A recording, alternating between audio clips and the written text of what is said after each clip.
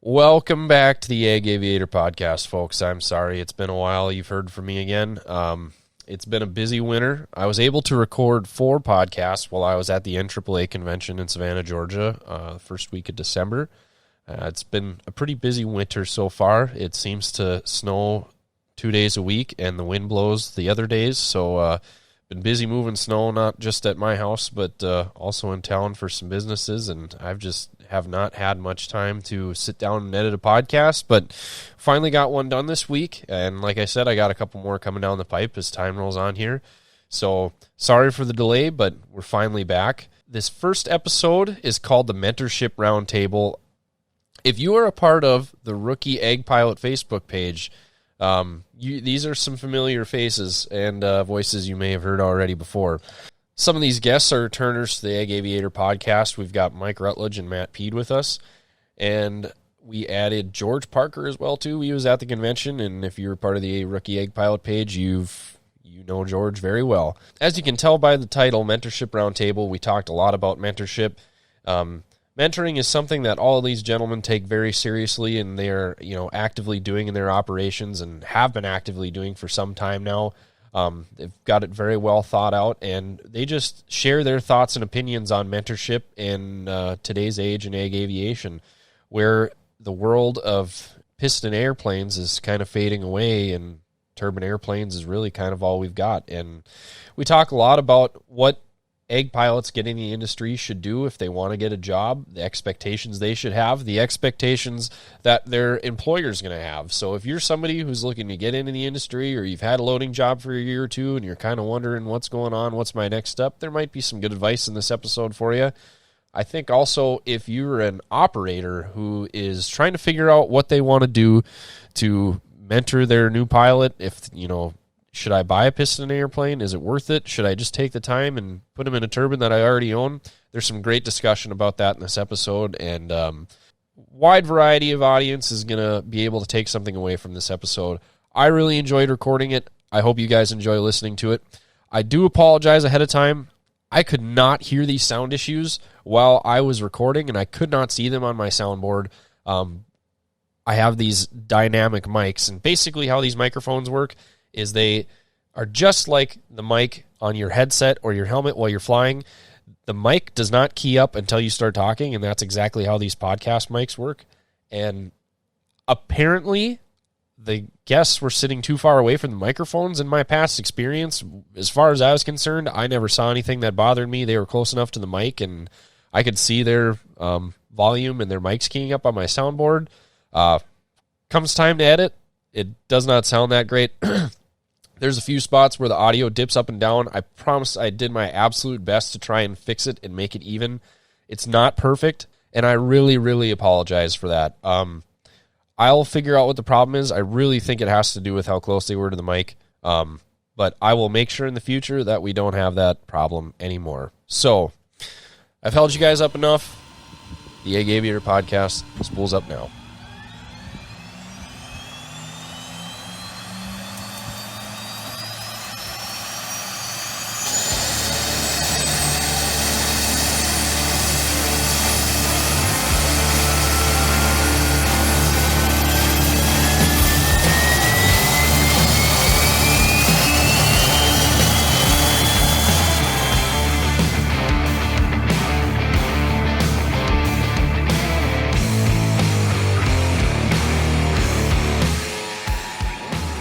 And, of course, we can't forget to thank our sponsor, American Designs.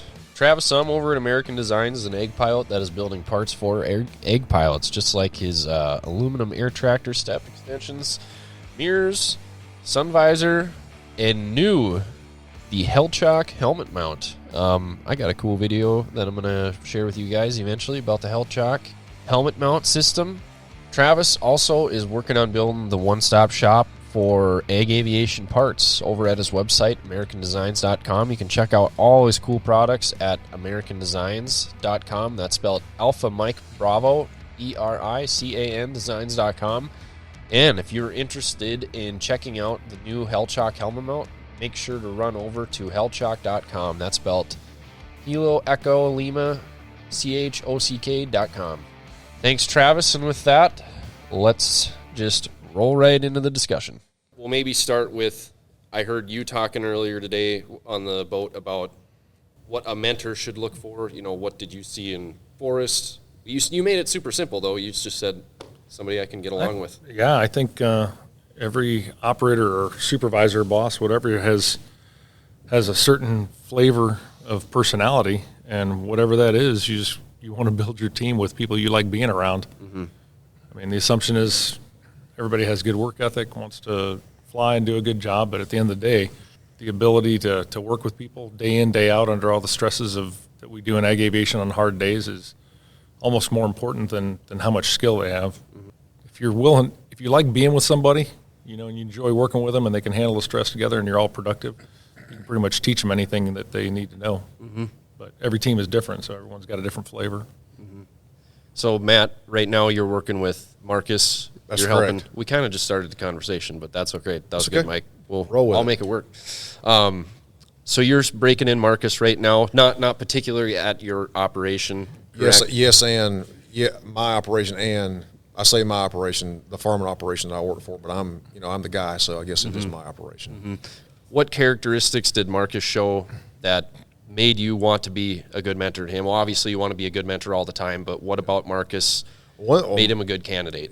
Well, Marcus said it best, I think. He said, he was seeking a mentor. Mm-hmm. So it's a relationship, and that implies there's give and take, and there's a reciprocity there between individuals. But Marcus showed, he's got an incredible amount of drive. Mm-hmm. He wants to improve himself. Mm-hmm. He's definitely got skin in the game, and he's willing to think outside the box in terms of how he goes about accomplishing what he needs to accomplish in terms of ratings or what have you. He's willing to get out there and work and figure out a way to make it happen. Mm-hmm. So he showed a lot of resourcefulness. I made a comment in yesterday evening's Compass Rose session about there's a lot of different ways to skin the cat. Yeah. And he was able to find an airplane, a J3 Cub, to build time in. So he's going to sell that thing here pretty soon and recoup a lot of his money. Mm-hmm. And he's accomplished what others have maybe spent $60,000 on. He's done for way less than that. Right. So, George, you have recently broken in a gentleman into a turbine. What did he present to you that made you feel like he was a good candidate for the position you've put him in? Well, I guess unlike these other guys, I'm not nearly as worldly with my thought processes when I'm looking for somebody to mentor. That's smarter than all of us. And it's why I say they all have to load for a season, because the first thing that you want people to do is to see what the business truly is. It cannot be a reflection of the brochure of what it is in your mind. That's correct. It has to be reality. And the only way to know what reality is to partake in it. And since you can't partake in it in the airplane because you're not properly qualified, the only way for you to partake in it is to be part of a ground crew. And so once you get past establishing what the reality of the business is to the potential person that's going to break into the business, then we're just simply looking for soft skills. Are they timely? Do they show up to work on time? Can they show up to work on time at 4 o'clock in the morning on the 23rd day straight on July 25th without any problems? Will they work a 10, 12, 14, 16, whatever hour day and come back the following day still smiling?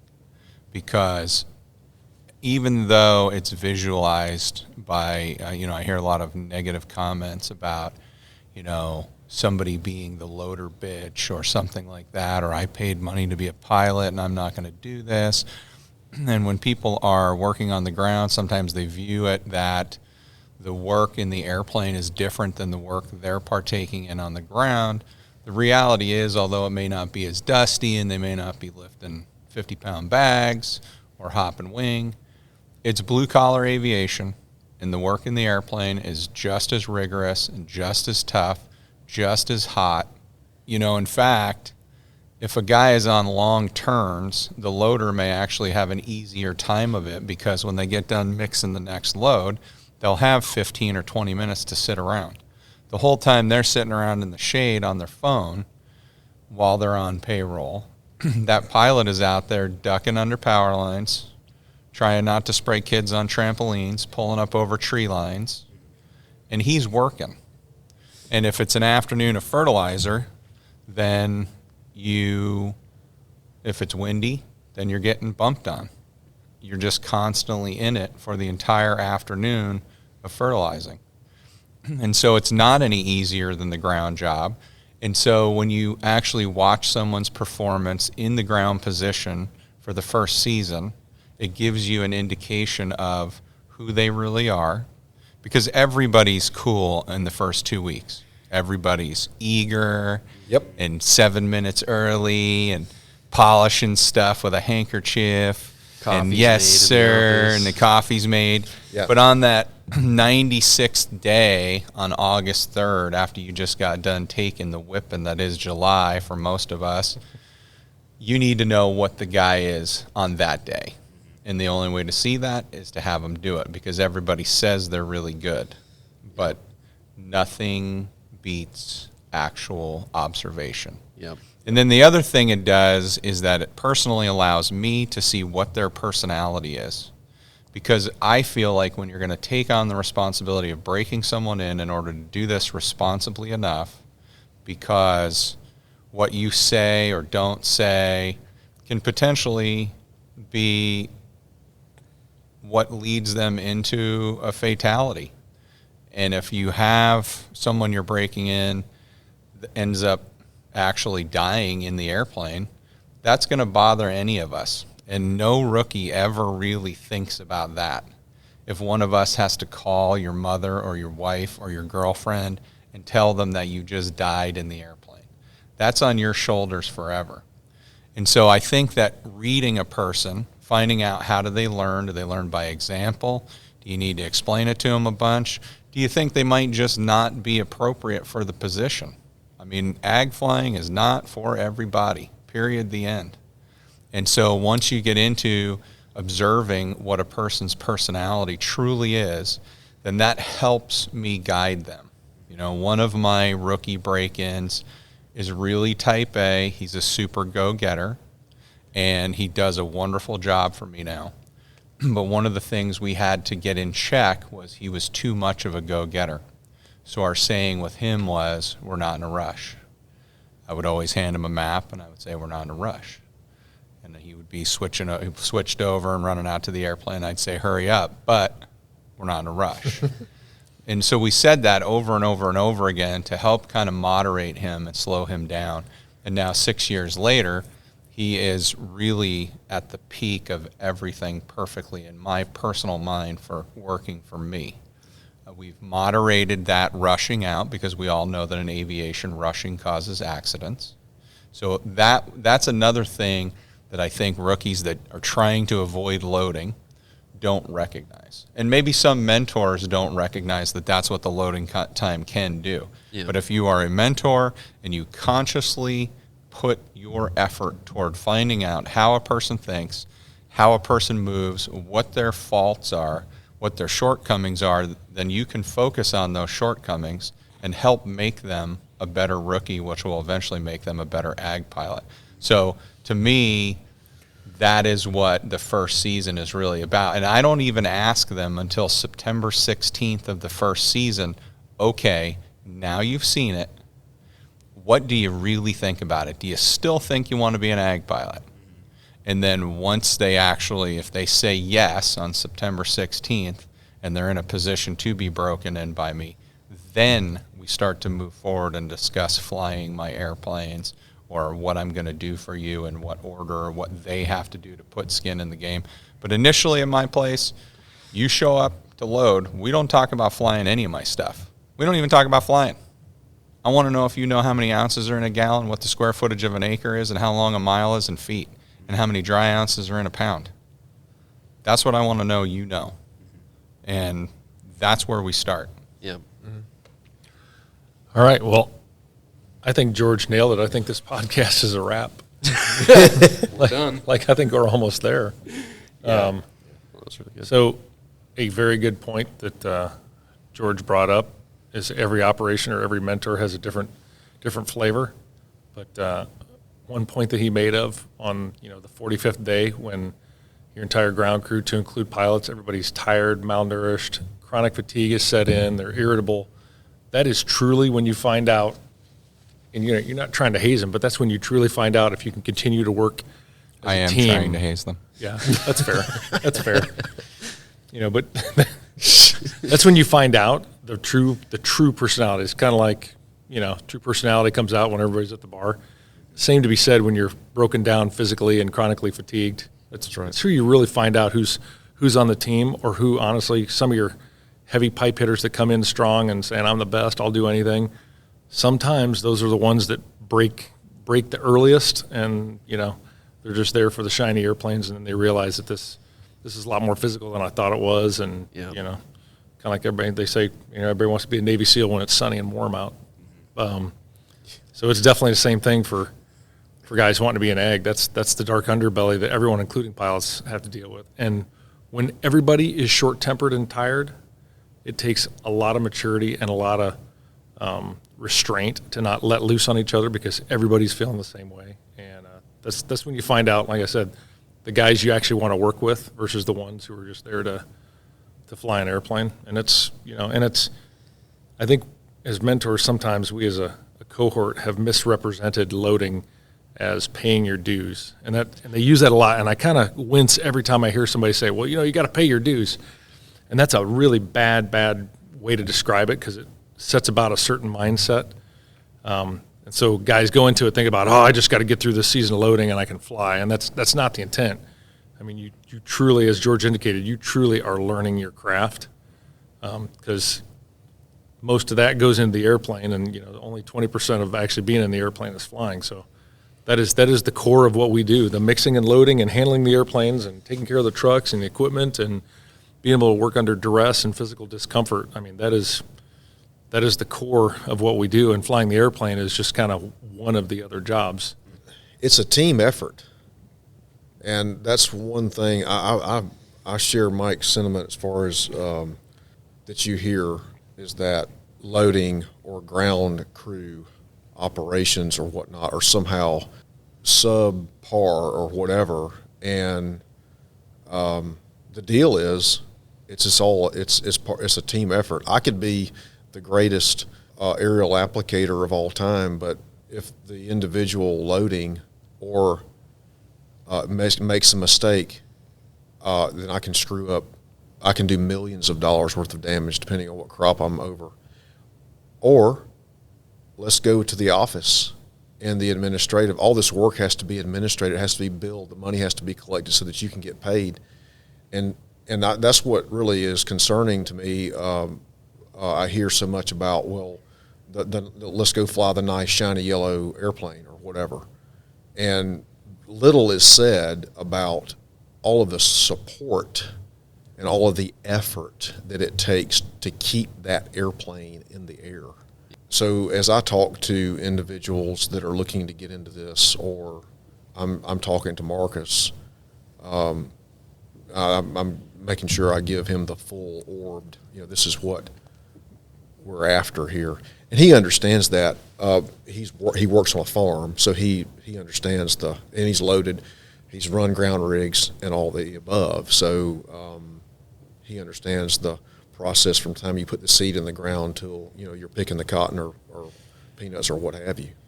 So there needs to be more emphasis on this is a team effort. Being a loader is not just being a loader. That's correct. And like what George said about, knowing how many square feet are in an acre. This is all stuff that people should be learning at that loading stage. It's a period of growing. That knowledge that you should gain as a loader is going to be so valuable as a pilot, and it's just more painful to delay some of those learning processes by not loading. You hate to get out someday and you're trying to figure out how many acres you have left on a herbicide job or something you're doing, and you have to Google how many square feet are in an acre just to figure it out. But anyways, I really appreciated this summer George, you gave us a little update on your Facebook page about how some of the loaders had done over the hard part of the summer. The 3 failures. Yeah. Yeah. And that was kind of interesting because there's a diverse group there. It wasn't 3 of a kind. It was all 3 of a different kind. And I just really appreciated that because it just emphasizes a lot of the points that have been made here, that it just might not be for people. And to try and skip the process and go around is just... No, and like the first one with the, finishes his first full day of loading 57 days into the season, when I let him come early in the season to start to see the deal because he'd never been around it. And it turns out that he realizes that we work with pesticides and doesn't like that because his father's a surgeon, or his brother's a surgeon, his father's a physician, and they have toxicology friends. I mean, we're crop dusters, aerial applicators. Yeah. It's what we do.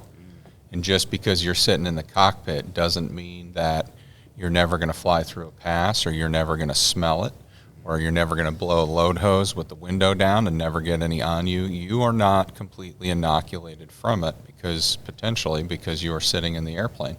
You can crash the airplane and the hopper can burst and you can get it on yourself and have to go throw yourself in a canal with a broken arm or something to get it off of you while you're waiting for emergency service personnel to arrive. It is a potential reality in our profession, and you have to be mentally cool with that. Mm-hmm. And if you're not, you shouldn't be doing it. That's correct. Yeah. Anything you want to add? Yeah, it's kind of switching gears, and you can tell me and re-roll it if you're going to get there. But we were talking about how do we know who to take on board as basically as a student or, to break in. And so as difficult as aspiring ag pilots find it to get a seat, I think there's a whole host of operators and mentors that find it equally difficult to decide who to take on. And that's part, I think, that we don't really address. There's really no help for operators. Like I said, every operator has got a different personality. We're all completely different, accomplishing the same job. But it's hard to decide who should I invest in and who should I not, because in this day and age, the industry has gotten a reputation, a fairly glorious reputation that there's enough aspiring ag pilots that every single operator probably gets, a call or two a month, depending on the season. And I think it's tough because right at the onset of your podcast, you were talking about how do you decide who you're going to break in. And, George talked about his process, but ultimately, who are you going to let in the door? George just basically lays out a schedule for him and says, if you're here September 15th, and you've done all these successfully, but personality-wise, what are you really looking at? And it only struck me because Matt was talking about Marcus, and I had the same experience with Forrest, and that my criteria, like assuming your work ethic is solid and you do, show up at 4 a.m. like you're supposed to, and all those things that George discussed, is I'll give you a set of tasks for your own betterment, and for Forrest's case it was, I'm like, all right, go get this qual, here's the books, and here's your date, and I need you to be completed by, and we'll talk about it. And like that kid, he's more than I can handle. Like I have to pull the reins back on him constantly. Versus some others that I've had discussion with, it's a pretty easy filter system. I will give the same, it's for their own betterment. Like, hey, here's the books, look at this, we'll talk about it. You can see night and day versus an aspiring ag pilot or a kid or potential loader or whatever, where you have to give them the boot all the time. And that's my clear signal. If I have to motivate you or check on you or whatever, versus sounds like Marcus and Forrest are the exact same. And that's just our easy examples. I mean, I have to pull the reins in on that guy constantly. Sometimes I have to say, hey, slow down. Mm-hmm. We'll get to that. You're about 6 or 7 months from that. We'll get to it. Yeah, we'll get there. But it's always better to have to pump the brakes on someone than to have to put a boot in her ass. Right. That should be your very first clue that, he's suited. And even earlier than that, I think kind of my key word, if I ever hear anybody say, I really, really want to be a crop duster, but that could mean anything. Mm-hmm. But I don't want to work an extra job. But I don't want to use my vacation time to come out and load. But I have to make more money because I got a wife and kids. But I can't leave my airline job. But, there's a whole list of those. And I have found if anybody says, well, I really want to load for you, but, or I really, I want to be an ag pilot more than anything, but. So that's kind of a red flag verbiage for me. You can see that in people's actions. It's really what it's about. Anybody can talk. Yeah. That's right. Yeah. But when you throw the series of criteria in front of them, you're looking to see some action. And if they delay or pussyfoot or try to cut corners or you just get radio silence, then you know that it's not really in them. Because this is a passion profession. This is not a quote-unquote or that profession. Yeah. Where they'll be like, I could be an ag pilot or I'll be a florist. Yeah. Okay? It's not like that. It's like if you have it in you to be an ag pilot, that's the ones that we're looking for. Because it takes so much effort and so much time to put into somebody to teach this, because this is an apprenticeship trade. Yes. That has to be known up front. Mm-hmm. I compare this to fine woodworking. Mm-hmm. And you may have been working at the lumber yard for 10 years. And you're like, I know all about 2x4s and plywood. But you decide you want to make cherry and teak cabinets for $1 million yachts. And you find one of the 10 guys in the world that does that. And you go to his shop and you say, hey, man, I know all about wood. I've been at a lumber yard for years. And he looks at the kid and goes, great. He reaches over in the corner of the shop and hands him the broom and says, sweep that floor for the first month and let's see if you don't screw that up. And then if you sweep the floor right, well, then maybe he gives you the planer. Yeah. Says, plane that over there. And then if you do right on the planer, then maybe he gives you the table saw. And if you do good on the table saw and the planer, maybe he gives you the router. Mm-hmm. Yep. It's the same process. Same process. It's just that people don't recognize that coming into this. Yeah. That this is how that's built on. And it takes a lot of time and a lot of money, and the last thing we want to do is put a lot of time and effort into a person and have them bail off 6 months into it. Yeah. So that's why we want to weed all that out up front with zero money put out on our part, zero, like minimal effort, maybe not zero. I mean, I kind of put effort and time into people on day one. Yep. When I start walking in the hangar yelling how many ounces are in a gallon. Yeah. What's the length of? I can't imagine what that hangar environment is like. And so, how many ounces is We can in set a up gallon? a there. Wrong, Yeah. dirtbag. well, I mean, that's what they need to know, because Yeah. they don't recognize that when we're calibrating airplanes to make sure that we make loads fit in fields that maybe the farmer didn't give us accurate acres and such, we're doing all this math while we're up in the turns with our hands busy. We're doing it in our heads while we're looking for traffic, while we're looking at the oil pressure gauge, while we're adjusting the GPS, while we're maybe looking at another airplane spraying an adjacent field so we don't have a midair. All of this stuff just has to be instinctual and in your head to truly be a professional applicator. And I think there's a real clear distinction between, do you want to be an ag pilot or do you want to be a professional applicator? There we go. You Yeah. got something to say. Well, yeah, along what George has said this quite well on his on the rookie page, and that is basically this is an application job. You are apprenticing to learn how to be an aerial applicator, and you can be Bob Hoover, Patty Wagstaff, Chuck Yeager, Skip Stewart, all rolled up into one big, ball of aeronautical awesomeness. But you can really suck as an aerial applicator. But you will, if you find someone that is an exceptional applicator, they by definition will be an outstanding pilot. And that's the deal. Is anybody can fly an airplane, but whatever that grower has purchased to put out on their field needs to be applied in the proper way. There needs to be a return on their investment. Yeah, It's that's not- exactly right. They're not paying you to go put on an air show. And this business of we're just going to run over it and get it out of the airplane. That goes on. Yeah. I mean, I'm not going to sit here and say that it doesn't or pretend like it doesn't. It does. Yeah.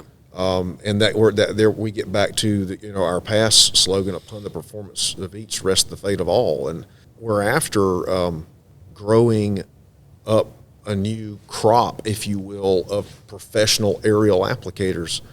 There's a sense that I want Marcus at the 400 hour mark to be way better than I was when I had 400 hours. And that's my goal with him and whoever else I happen to teach. Is I want them to be better than I was, to benefit from the experience. So I try to introduce Marcus to all of my friends, people that I know that I trust. So anyway. And just to add on to something you said there, when you mentioned you want him to be better at 400 hours than you were at 400 hours. But on top of that, part of the whole reason I started this podcast is I would hope that people had a better learning experience starting out than I did. Because unfortunately, when I got to travel this year, I met a lot of different pilots going to 4 different states. And we all talk about, telling stories, how do we get started or whatever. And I just hear the same old, well, I just got thrown into it and started going, And that's kind of the situation I was in when I started. Somebody asked me, they said, why did you quit your first job? And I said, because nobody wanted to mentor me. I was just told to fly. That was it. I'm not interested in that. But I would hope that I don't want to hear that story in 30 years if I'm still doing this all the time. Well, I just started flying one day. I heard that a lot. So anyways. Well, I think we talked about it the last podcast you and I did. It's not a ding. It's just everybody in the industry that's flying is a pretty darn good pilot. Like I'd say across the board, or they wouldn't be doing this or they would die doing it. Yep. But not every ag pilot / ag operator is suited or has the temperament or wants to be a good teacher, a good instructor, or a good mentor. And a lot of times we as a group of operators or mentors, we kind of think, well, I really want to mentor. Well, there's a lot of times you should just really continue to be a good ag operator, or a good ag pilot. There's not a calling for everyone to be a mentor. Not that it's a Jedi Knight skill, but it can definitely go askew when you think you're doing a kid a solid and you're really just kind of letting them hang. And that's how sometimes, aspiring or new ag pilots will get themselves painted into a corner and sometimes fatally is not the correct direction.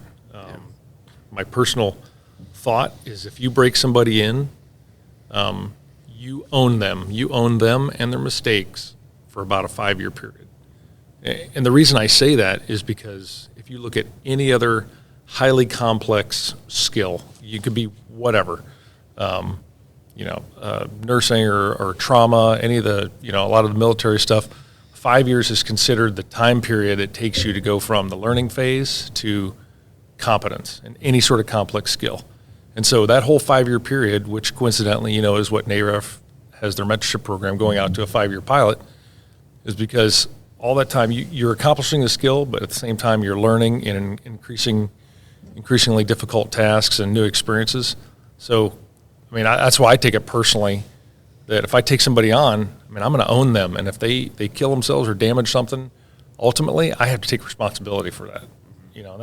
That's not blowing smoke, but that's the truth. And if somebody has a fatality or something like that, and it was judgment error, I want to say not ruling out mechanical, but if I put them in an airplane, I'm not 100% sure is going to perform for them. So, mechanical, pilot error, any of that, I'm like, well, they were sweeping floors, as George said, when I got them. So if they don't have that knowledge or they make a bad decision, that means either my company culture is poor, my safety culture is poor, or I didn't take the time to describe those hazards to them or give them enough oversight.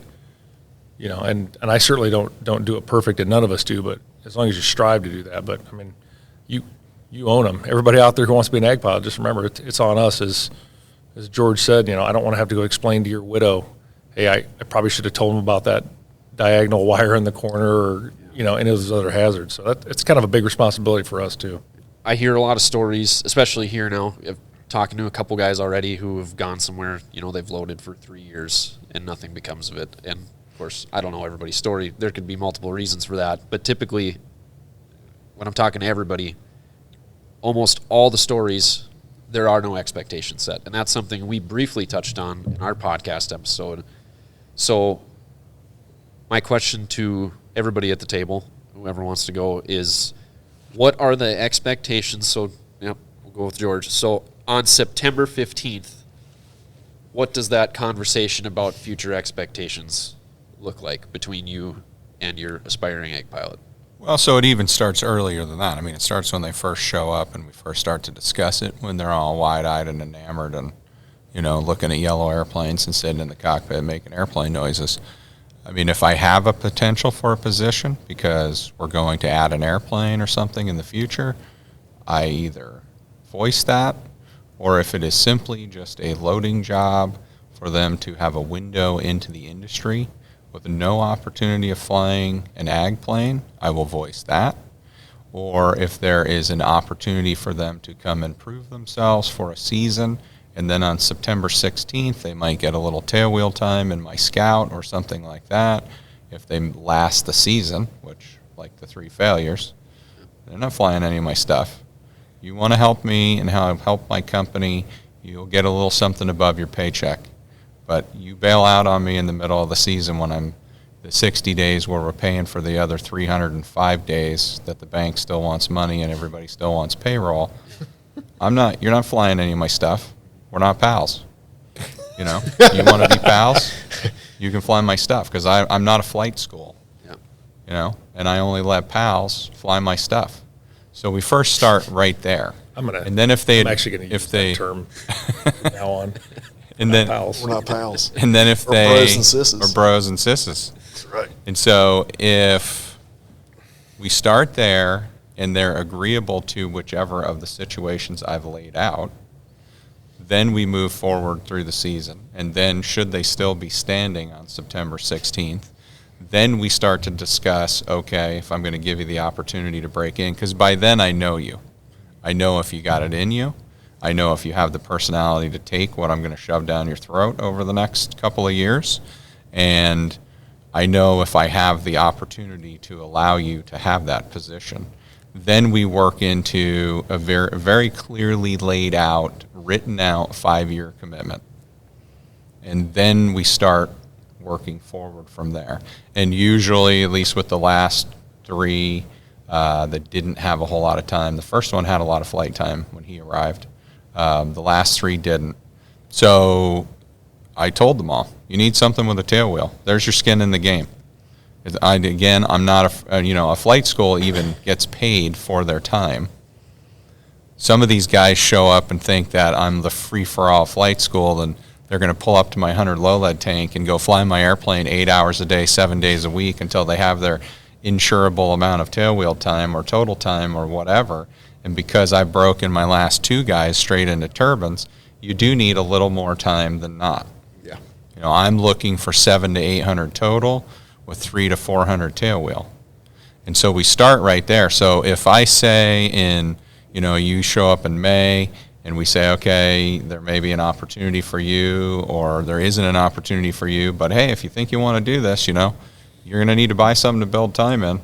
If in June they go out and come taxiing in a Pacer or a 170, well, now I know they're serious about it. And then, they might burn some of my 100 low lead. I'm always cool. I'm always down for helping a little bit. But I'm not going to carry you. Nobody gave it to me. Yeah. So I'm not giving it to anybody else. So it's not my job. It's your parents' job. And if your parents don't own a flying service and you want to be an ag pilot, that's your problem. Yeah. And so basically we start right there with, are they taking the tasks? So then if they've built their time, then we work on this agreement, and then it's very clearly laid out what I'm going to do and what they're going to do and for how long. And then we just simply start to check the boxes. And that's how it works. So there is no gray area. It's not, did he say go on or no go? Yeah. And so I was talking to a couple gentlemen yesterday that were looking to get seats, and they were both guys who had probably 500 hours total time, 300 hours tailwheel, just hammering to get a job. And did they have a helmet and an applicator's license in any state? I have no idea. Those are the 2 questions to ask. Then you know if they're really hammering to get a job. Everybody wants to fly the planes. Yeah. Are you doing the bookwork? Are you spending the money on the equipment? That's the first 2 questions I ask. Oh, God, my hair's on fire. I really want to be ag pilot. I go, super. How many ounces are in a gallon? Do you own a helmet? And have you got a pesticide applicator's license in any state? Because that is what separates a pilot from an ag pilot. And if if you talk to all the life coaches, one of the things that they say about, successive improvement through life is, quote unquote, act as if you can. Well, two of the ways you can act as if you can be an ag pilot is buy yourself a helmet, get yourself a pesticide applicator's license. You can probably do all that for under $1,000. You went a different direction than I was going, but I appreciate it still. That was good. Sometimes I get, and I was this way too, when I was discussing with operators that I wanted to work with, I didn't always feel like I was in a position to have any expectations, although I clearly, and I think that was I understood that whoever I was going to be working for was making the investment, and I was at the mercy of whatever they had to say, so I never, ever stated any expectations for myself. How do you guys feel about a young person that wants to break in, and what kind of expectations do you think that's fair for the young pilot to set in the relationship? Well, take everything that George talked about of his expectations of somebody showing up for the first season. I don't think there's really a long discussion. I don't think it goes any longer than when George said, you want to be an ag pilot? You're going to be a loader here, and we're not going to talk about flying until September. If all that pans out, right out the gate, I will say, and everyone knows it in the industry, there are operators who can be a little bit predatory. It's a very small percentage, but like any great organization, there's always a 10%, and there will be, and I think you maybe experienced it at some point, there's that 10% where they're going to promise you the moon, but they're not going to put a date on it. They're not going to put a bookend on it where you can do some planning. It's going to be, we'll talk about it next season. We're going to go ahead and we'll talk about it next season. I'm thinking about buying a piston, and, and aspiring ag pilots will keep following that carrot with nothing in sight. Well, as George said, when you talk about any good life coach or anybody who's teaching you about goal-oriented performance, there always has to be a visual, golden ring. There's always has to be something that you think you can attain, or you lose motivation, you lose passion, all those things. So looking at from an aspiring ag pilot or a loader's perspective, my personal thing is I think you go into it with, I'm going to do this for a season, like George said, without having any expectations, because I don't know you don't know me. You can tell me you're the best loader ever, hardest working, and then you end up being a sack of potatoes. So we can't really have that discussion until you get to his September 15th date. Right. Once that's done, then I think that warrants a discussion. But provided you've held up your end of the bargain and you have performed everything to task, that was expected of you or asked of you, and you think you now present yourself as a good candidate to be broken in, and your operator or mentor agrees, it's not unreasonable for you to say, hey, I just need to know what kind of timeline are we looking at. And it's fair, because if I say, well, it's going to take me 5 years to put you in an airplane, that's completely fair within your scope of just being another person, of saying, well, I can't do 5 years of loading. That's and that's entirely up to you. And that operator there are some operators say, hey, I need you to load for a season. Some may say 2 years, whatever the different flavors of the operations are. But I think it's fair if the operator lays out, this is what I want you to do after you've had that break-in summer. It's also very reasonable for you to say, hey, what are we looking at, time-wise? Now, the one caveat that Matt made me think of is, keep in mind that the very first operator you work for is very likely may not be the one that you end up flying for. And there's nothing wrong with that, because there are operators who will hire you like, hey, I really do need a loader. I don't need a loader who's going to turn into a pilot. I don't have the vacancy for it. But keep in mind, if you work for a George Parker, a Matt Pete, a John Pugh, a Harley Curlis, any of those, and you do a good job, they will always place you with someone else who can and is willing to hire you on. I mean, I would love that, because that means someone else reputable that I trust in the industry has already done the vetting and the hard work, for it. I mean, that's almost a gift. So don't get discouraged if your first operator just doesn't have a vacancy for you, or don't not work for a guy because he says, hey, I don't have a break-in airplane. I'm not planning on breaking anybody in. I would love to have you work for me.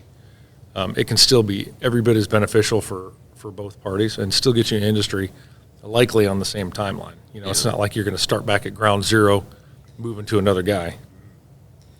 But go ahead. I would relate my own first scenario, and I had a guy this summer that got in touch with me through the rookie page to sell his helmet because some expectation fell short of what was supposed to happen, and now he was going to go back and be a flight instructor and then move on to be whatever type of pilot.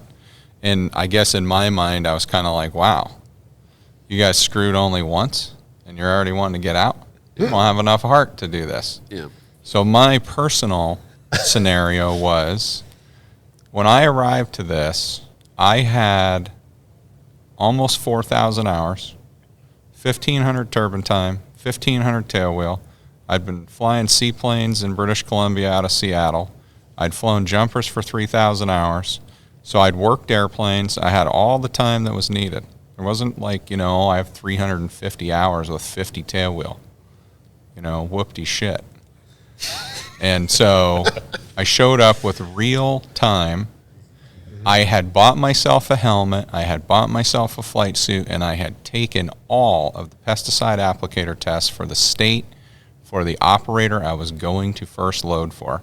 And his promise to me verbally was, when I initially went to meet him, I actually got on an airliner, flew up to Northern California, rented a car, drove up there, met him face to face. Oh yeah, we'd love to have you come load for us. I got this Cessna Ag truck. You can fly that Cessna Ag truck, get a little bit of time. We'll kind of see how you do. And I said, okay. And so I'd been there for a couple of weeks, and I kind of let it go about a month. And I said, hey, how about that Cessna Ag truck? Because again, insuring me in a Cessna Ag truck with nearly 4,000 hours was not an issue, right? It might be for somebody with a fresh commercial, but it wasn't. And so his answer was, well, we use that Ag truck for mosquito abatement work, and it's almost mosquito abatement season, and God, that thing's got a really high time engine. I hate for that engine to quit and to lose that airplane just before the season. And I thought, well, that's reasonable. So I just said, okay, well, we'll wait till after that. And, so I kept loading happily and smiling away, and we got to the end of the mosquito abatement season, and I was like, hey, how about flying that Cessna now? Yep. And he said, oh, well, God, now it's been through the mosquito abatement season, and it has even more hours on that engine, and I'd still really hate to have you wreck that thing and something to happen to you. I just don't think we can do that. Now, he did let me fly his J3 Cub a little bit, but, at that point, I don't, there again, maybe to a guy with 300 hours, some J3 Cub time would add to the kitty of, his credentials. I didn't need J3 Cub time. Yep. And so, but I guess so that's my personal story of, failed expectations. But a second segue story out of it is what I always point out to anybody that's coming into this from outside, is that it's a small business and it's about relationships. And so while I was there, although I didn't get to fly his Cessna, his pilot turned out to be my mentor, who is my friend to this day at 81 years old, 17 years into retirement. I still go visit him. And he actually let me fly his turbine thrush.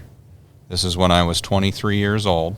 So I did a little rinsing out, got about 10 hours in his turbine thrush. So a failed expectation segued into a lifelong relationship with a very caring and knowledgeable mentor. He was a 30,000-hour ag pilot with 7,000 hours of night time, with 2,000 hours of night team flying, with 33 rice seasons. And so he was super experienced. I flew his airplane. That turned into an 8-year mentorship, although I never worked with him at an operation he was at. He was always there for me to reference over the telephone at any of the first bunch of seats that I took. If I had a problem, a question, anything, I would call him, and he would answer those questions for me, and he guided me through all of the application importance and the professionalism of being a true applicator, not a crop duster or an ag pilot.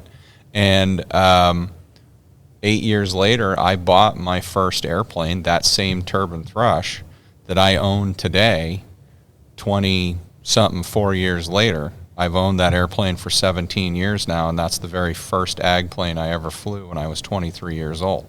That's cool. And he's the one who gave me the 8 years of relationship and trust with him. He financed that airplane for me. So really what today is my business, I kind of owe to him because he helped me get into that airplane. So I guess I just point out that whether it's other loaders that become pilots and go off to other operations, or it's the pilots you loaded for, or neighboring operators, if you just go ahead and take the leap, even though it's the loader bitch position or whatever you want to derogatorily call it, it puts you in the business. And it puts you out networking with other people. And if you're doing a good job and you're putting out the extra effort and you're being timely and people can see that you have the drive and the initiative, then they will help you henceforth, even if it wasn't your original plan. Some people have asked, why is it that you can go and get all your ratings, so to speak, and be ready for the airlines or whatever? Yet I can come to an ag operation with, say, 1,000 hours or whatever, and all the ratings or less. And then why is it so I have all this time, I have this time and I have all these ratings, but yet I can't get anybody to look at me or give me a chance as readily as I would be in another section of aviation? Well, and the answer is we're not flying, we're applying. And George has written extensively on that, on the rookie page. But you read Sarah Rovner's stuff, right? On that. Okay, that's who we're talking about. Yeah, but just a very quick blast, and George can probably kick it off, is she said it's impossible to get in the industry. And I think my response was, well, it's not impossible. I don't know one single good person that hasn't been offered a job, like, ever. Except for just a couple caveats like George was talking about where they end up going operator. But her thing was, she wasn't qualified for it, and she was sort of denied at her couple attempts to get in the industry. So, she got a couple other guys on board, and the industry is so hard to get into that it's discouraging people from trying, as a barrier to entry. And I think my comment was, I said, it's a pretty good filter. It's not a formal designated filter, but it works. You generally get the people with the right attitude and the right aptitude in the job. If it was easy, everybody'd be wearing epaulets. And no kidding, that's why the airlines are filled with dudes, is because it's easy. All you got to do is persevere and adhere to the published standard, and you're in. Yeah. So I don't know how you want to address that, but that's probably because there's a lot of that going on. It's impossible to get a job. It's so hard to get broken into the industry, and it's really not. While there may not be anything written, it's really not that hard. Yeah. Oh, it's so much easier now than it was 20-something. I said, I had 4,000 hours of flying, had grown up around it, loaded the season, went and took the pesticide applicator license, bought the helmet, was all ready to go, and it still took me over 2 years to find a place to go, and I bounced from California to North Dakota and finally ended up in Northeast Mississippi. Not only is it easier, but, people are starting out in some pretty wicked airplanes compared to, my boss who flew 301s and Pawnees and his dad for years. He got a Turbine 400 for the last couple seasons he flew, and that was the greatest thing ever. Oh, there's no question. But it goes back to what George said earlier. It's about relationships. If you are a decent human being and you understand networking, I've had that conversations with several young people, and that's what I tell them. It's get yourself out there, make some contacts. If you come to these meetings, I will see to it that you get, I will introduce you to some of my most trusted friends, people that I know that I've flown with. It's my family, right? Basically. Because that's what it is. Really and truly, that's the other aspect of this business is that, I'm a mechanic, and in the operations I've worked in, you work on each other's airplane. At O'Brien's, we flew 2 airplanes to a field. So they're all, Charlie and I and Leon and whoever else. So you really and truly trust each other with your life. And if you work in that kind of environment, it doesn't take long to develop a strong bond with, the people that you work with. And so you may get snippy with each other from time to time because of, working 7 days a week, changing over twice a day, daylight to dark. But, everybody gets along and gets the job done. Yeah, I think one issue in ag schools, they have a very distinct purpose in the industry. They're an option. They're an avenue for people who may not, think that they have a foothold or an understanding of the industry. They're an avenue. However, I think their existence at some points gives the impression that there's a quicker way to your first seat than loading and all the things we talked about of learning the trade and all that. And sometimes that ends up being the point, is that there's no way to circumvent the experience it takes to get you in a seat. And right now, you'd have never told me 5 years ago that it would be commonplace to break guys in their first seat in a turbine. Forrest is doing it in an R502. George is doing the same thing. 500 So other guys, it's becoming commonplace now. We just have to up our game to prepare you to start out in a turbine. Right. Which requires more on your part. It requires a lot. Yeah, it requires a lot more on the mentor. Flight time and showing commitment.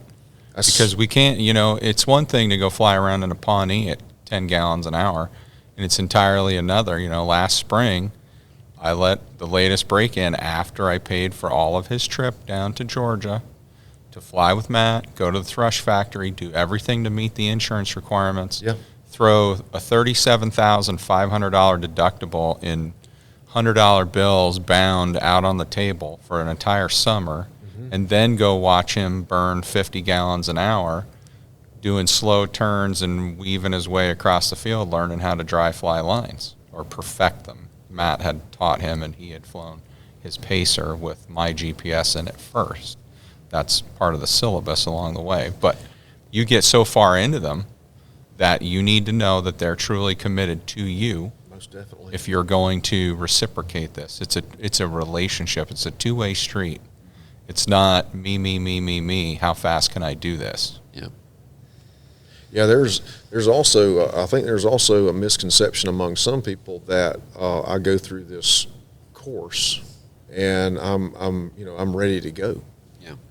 And I get people to do get a turbine checkout. They come see me and they've been through a course and they can't.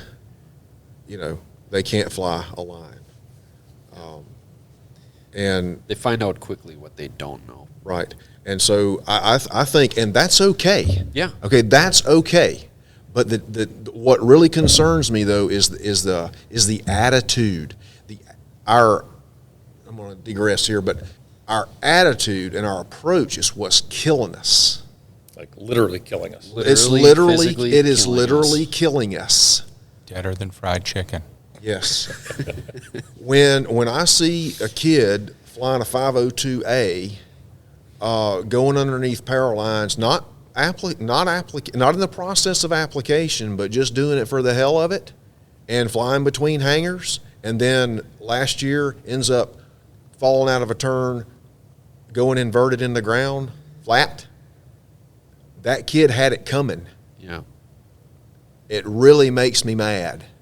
Does not need to be made any more dangerous than it already is. Right. That's correct. And so that, I'm sorry to, I don't mean, I'm not throwing, throwing stones or anything or whatever you want to call it, but that's just that's the reality of the situation is that that's our attitude, our approach is what's killing us. That's one story that we heard about because there was a fatality. That's correct. That's not the other. Say 300 guys broke in this season in turbines. I don't know. Whatever, just a number. We'll say 100. There's more than one by a long shot. That's the experience that they're having. It's just, I needed a pilot. I threw him into the airplane, and he went. Right. That's how it goes. But I'm convinced that a young man that I worked with last year that ended up hitting a wire in a helicopter, and got killed was not adequately supervised. And really just is a great guy. I think there were a couple of helicopter fatalities like that this year. Where you had super low time pilots with nobody standing next to the field with the radio Nothing. Watching them, So advising them. I relay my own breaking experience at O'Brien's with Dwayne and Leon, and I was surrounded by, and Charlie, Frank, and whoever else. I was surrounded by people that had years of experience, tens of thousands of hours of practicing this profession. And so I was very fortunate to land where I did. And there was a constant, Dwayne said, it'll be 3 years before you're fully mission qualified, before I can hand you any type of map with whatever, and you can go do it. But until then, we're going to kind of hold your hand. Yeah. Well, as George indicated, it's not a dangerous profession. And I say that, everybody says, it's the most dangerous flying job in the world. It's not. It has some risks, inherent with the type of application that we do, the type of flying we do. It is not a dangerous job. You can still do a good job and mitigate just about all the risks, the overt risk, out of the job. It's a very precise, demanding, skill-laden way of flying, but it's not dangerous. That being said, we could go right down the list of fatalities over the last 10 years. I just got done going through that with Thrush, and you would be shocked at the percentage that are judgment error. There always is like mechanical failure, or wires, you can see something like that, but there's a ton of them that were judgment errors. And so where that plays in is when I'm looking at someone I want to break in, and we can use Forrest, for example, Marcus, for example, or whoever, is I really pay attention to your behavior. Now, I got it. You may be 25 or 26, and you're going to do stupid stuff, because I did too. But no kidding, if you drive the company truck like a jackass 100 miles an hour, if you always engage in risky behavior, aside from what you do as a 20-year-old or 22-year-old, I can almost be reasonably assured that's probably what you're going to do in one of my airplanes. I mean, if you practice that all the time, it's a behavioral trait. Right. Which is back to the whole, we don't talk about flying until we get through a season. We got to see what your personality is. We got to be bros and sisses. Because seriously, just like Mike's saying, you cannot tell a person if they can fly for you or even fly ag without knowing who they are. They show up with their hair on fire like, I'm definitely going to do this. I'm really good. Well, we don't know. Yeah. We got to observe you for a while. Now, I've let a couple of the loaders that I've let fly the airplanes, the Cubs, Stearmans, that kind of stuff, and I have said, hey, just understand this isn't a rental, and I let them know up front that, number one, it's not a rental, and number two, I'm paying attention to how you fly. I'll teach you everything that I want you to know, but I'm paying attention to how you fly. And if you treat my birds like a rental, or you're yanking them around pretending you're a crop duster when you're not, I can be reasonably assured that's how you're going to treat a revenue airplane. So, this isn't, it's like I said, it's not a weekend rental. It's an ongoing interview. You just get to fly while you're doing it. And if any point during that interview period, and it may be a year, 2 years, you start displaying poor judgment, I'm going to yank you out of the piston airplane so I don't ever have to yank you out of a turbine airplane. If I put you in a 502 or 402 or something like that, and I have to put you down because you're flying like a jackass, like, I have failed. It's not your fault as the pilot. I have failed because I've let you get that far knowing that that's acceptable.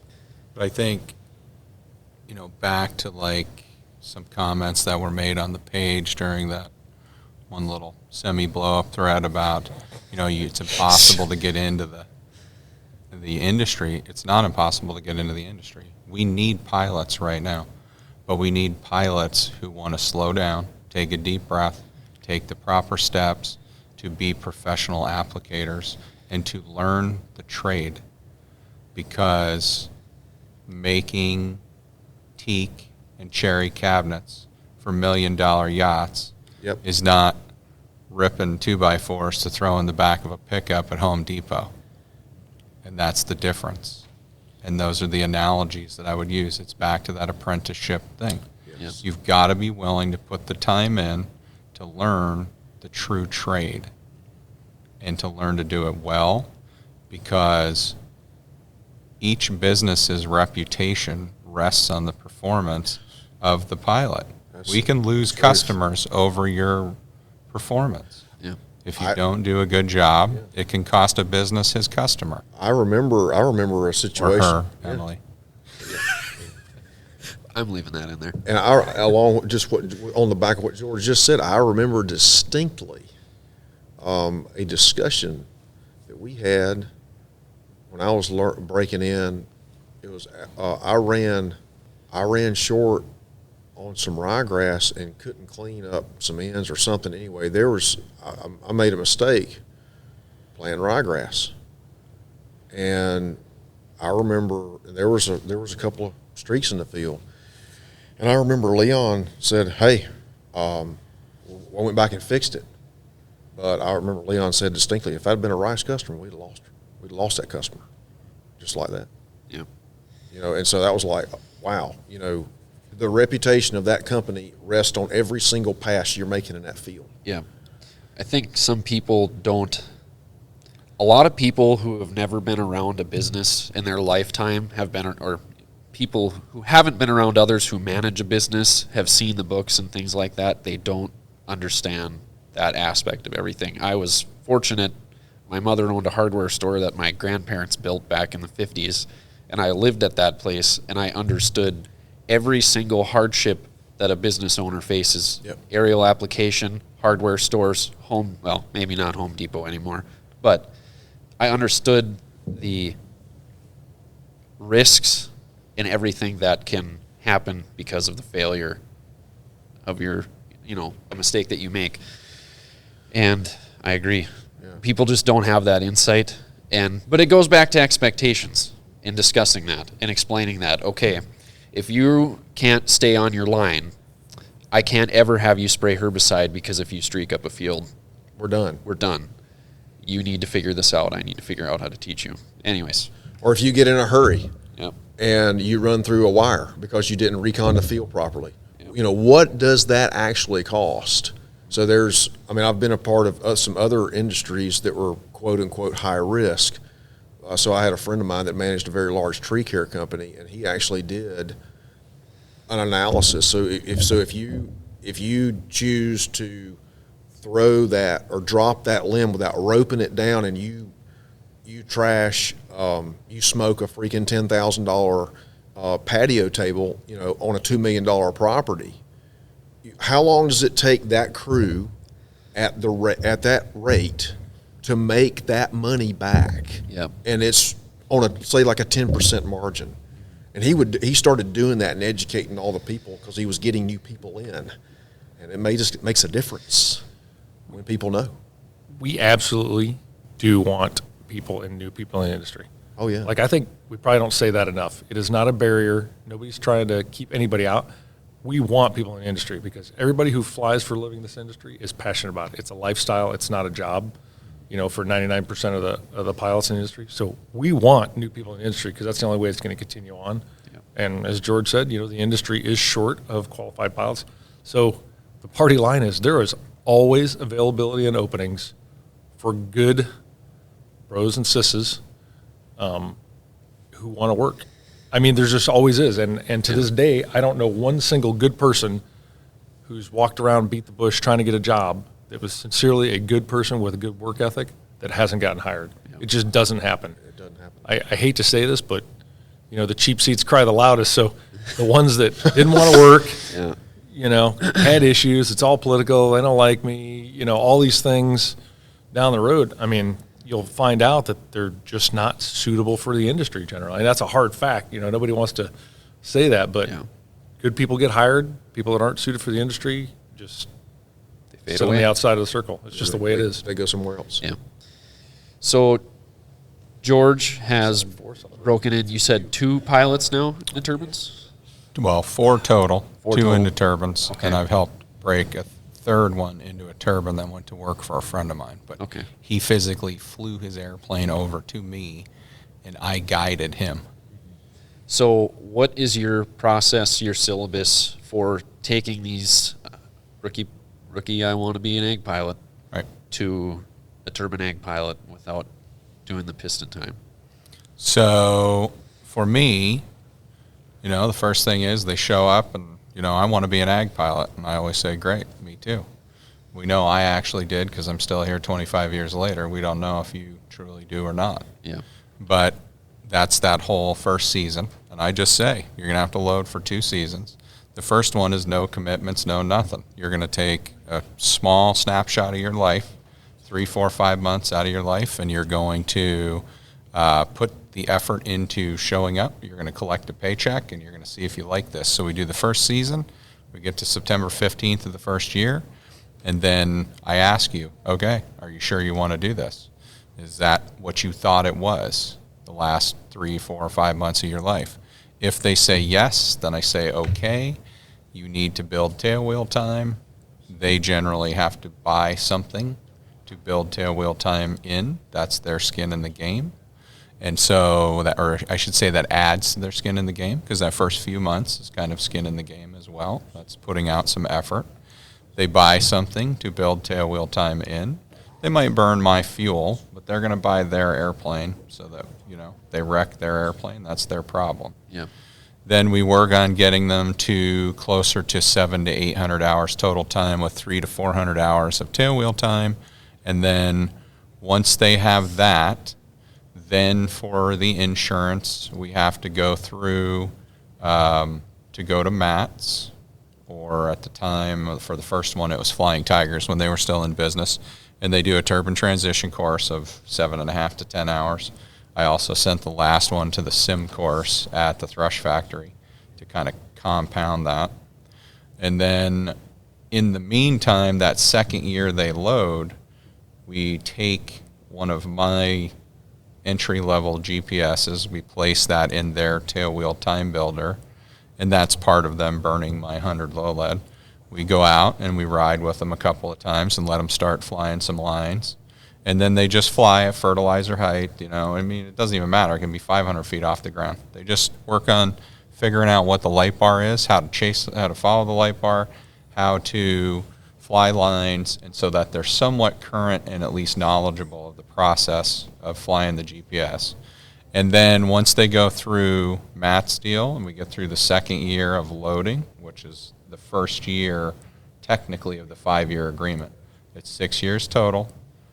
5 years on an agreement. The first year is that season of loading where there's no commitments from anybody other than I will give you a paycheck and you will show up on time every day till we get to September 15th, or I tell you you're done.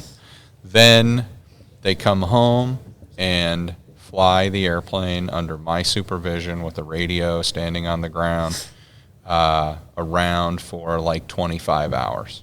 Just first 5 to 10 hours is just going out and flying it around. They go and land at some of the other airports with big runways. And then, again, we compound that by flying lines at fertilizer height for the remainder 15 hours or whatever. And then we start actually running through a dump sequence with liquid. So we do a full dump sequence. We work our way from like 100 gallons up towards 400-gallon loads of water, and we'll fly around with that a little bit and then allow them to dump it. We'll make sure that we land with loads. I land them with 100 gallons and I land them with 200 gallons so that we know that if we have a fan break or a ball valve break or whatever, that at least they could bring back a portion of the load without panicking about it, without wrecking the airplane. So we do all of that. Then we start to spray water for like another 10 to 15 hours. And we go through that process again, all under my observation with a radio. So, back to what am I putting into this? I don't know what my time is worth.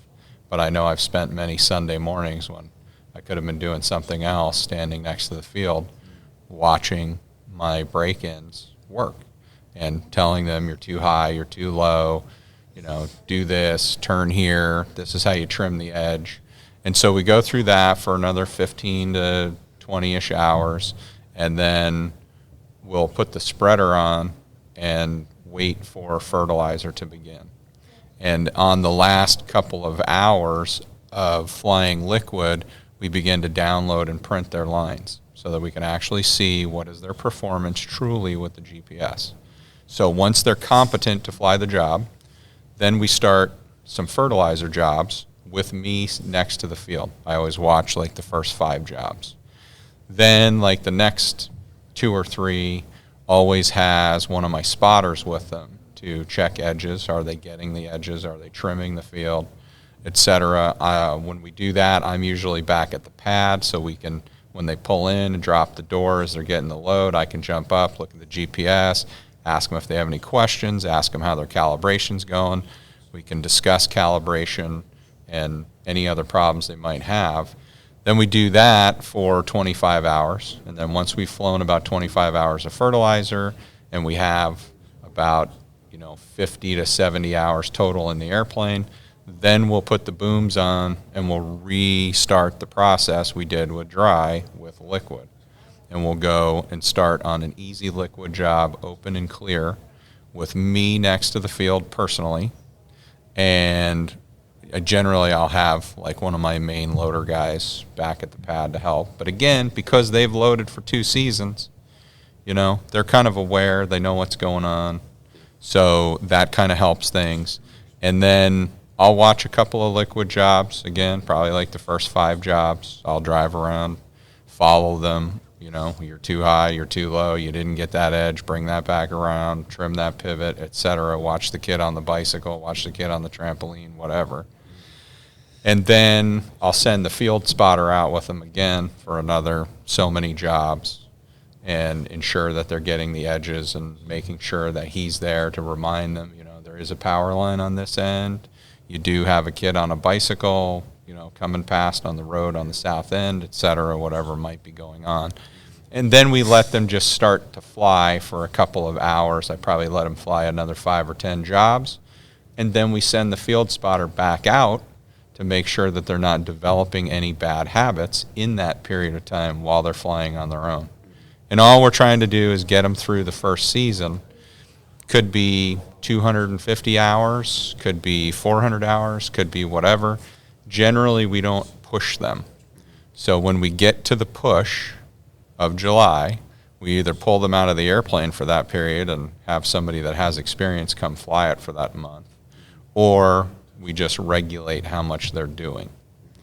And then once we get through the first season, then we go to the second season where we kind of pick up where we left off, and we go ahead and work on refreshing everything in the spring, back to the dump series, landing with water, all of that stuff. We run through the spring safety training that I kind of have a company manual of, and then we will send them back out with the field spotter to do like the first 5 jobs. We let them go, and then now we're starting to, in the second season, increase the length of day that they fly and increase the complexity of field that they work. And constantly referencing with them, are you comfortable? How do you feel? Are you tired? Are there problems? Do you think I'm giving you too much? Do you think you can handle more? Yeah. And then by the end of the second season, they're doing pretty good. Then the third season is probably the most dangerous because that's less oversight on my part, and they're starting to feel confident as well. Yep. So we get through that one. Then I figure in their 4th season, 5th year, 4th season of flying and 6th year total, that's where they're like, I can give them any map. They can go under wires. They can work next to town. They can start doing, we don't start herbicide until the 2nd year of flying as well. And that's all wide open and easy herbicide, but no herbicide work the first year. That's my particular syllabus to get you from, I want to be an ag pilot not knowing anything about it, to I can take any map and go out to the field, fly it from one side to the other with not too much chemical left in the hopper, nothing left short, no streaks, no problems, no complaints that you sprayed the homeowner next to the field and you didn't chop your head off on the power line. Totally changed my mind on breaking people in turbines. It's just a longer process. They have to understand that, I mean, if you've got a Pawnee, it's a much shorter, it's a shorter road to you flying an ag plane. Yeah. But in this day and age, let's be real, a Pawnee is not really an ag plane. You know what I mean? Like, yeah. You're not doing any work with it. An ag truck is barely an ag plane. A Yeah. piston ag cat is just barely. you're not making us any money. You're just practicing. So Right. I would say the timeline is actually the same. You're just doing low performance ag time versus filling that gap with more and more training, building more hours, so you can start out. Yeah. But then again, you don't start out hauling chili in a 402 or a 502 either. I mean, that's a very slow process as well. Yeah. And it's not to say that our guy, we're starting somebody in a 402 this year, and he asked me what I thought about people starting in a turbine. And I guess my response was, well, the ag truck taught me how to respect an underpowered, low-performance ag plane. That doesn't mean that you have to do, like you said, it's not a rite of passage. You don't have to fly a piston airplane just to go get into a turbine. But when I say that, I learned how to respect that loaded egg plane. The person with the right attitude will respect the turbine egg plane too. They don't have to do the piston time just to get the turbine time, if that makes any sense. Well, let's be real. We're probably 5 years away from, you'd be hard pressed to find a piston airplane. Yeah. I mean, to tell you the truth, I mean, it's It's getting there. with radial, you know, with 985s and 1340s going 45, 50 grand for an overhaul, Yeah. and not getting your money out of it, I highly doubt you're going to find one in 5 years with any sort of regularity. Yeah. Well, and on the other side of the perspective, I mean, I know of one operation that is specifically using a Brave to break young pilots in, which, you know, is certainly responsible. But all they run other than that is a bunch of turbines. So they needed a portable fuel tank. They bought a portable fuel tank over. Turns out it still had a little bit of jet fuel in the bottom, and the kid ended up having the engine quit right off the end of the runway. Put it in the field. It was all fine and good. Yeah. But, I mean, that's another thought. We're in a turbine world with a bunch of jet fuel. You interject one piston airplane Yeah. for, you know, whatever reason to break a guy in, and then now you got fuel contamination issues potentially with, Yeah. you know, maybe even you get, you know, inexperienced ground crew. You know, that was actually John Pugh's point. I was sort of against breaking in a new guy in a turbine, and that was his point to me was, you know, if we go buy, you know, a 1340 Ag Cat or a 301 or 401 or something like that, now we got to go buy a $10,000 Thunder Creek 100 low lead trailer, and we got to drag that around with another truck. That's right. Not including whatever the 150 grand it takes to buy that airplane that we're not going to get any return out of because it's a boat anchor, won't be able to sell it. Yeah. Like, so we might as well just take that whatever $75,000-$80,000 and just put it into preparation to put him in a turbine that we already have. Yeah. We already have the facilities for. So Right. when he broke it down to that, it made more sense. Yeah. Instead of making that financial investment, you make the investment in time. Yeah. Well, we ended up getting kicked out of the room we were recording in, which was A-OK. Big shout out to the convention center for just letting me steal a room whenever it was available to record podcasts. Big thank you to George, Mike, and Matt for sitting down with us today and talking about this. It was an awesome discussion to be a part of. All these guys are very well spoken, and I just admire the knowledge they have and the manner in which they go about mentoring. So really appreciate you guys. Big shout out to the NAAA for the convention, because obviously, I mean, there's no better place to go find a bunch of ag aviation knowledge to tap into and talk about than the convention. So many great people, so many different backgrounds, and we're all in one place. The face-to-face interviews, I hope you guys enjoy them as much as I do, because I would much rather do this than over the phone. So thanks again, everybody, for listening. We will see you next time.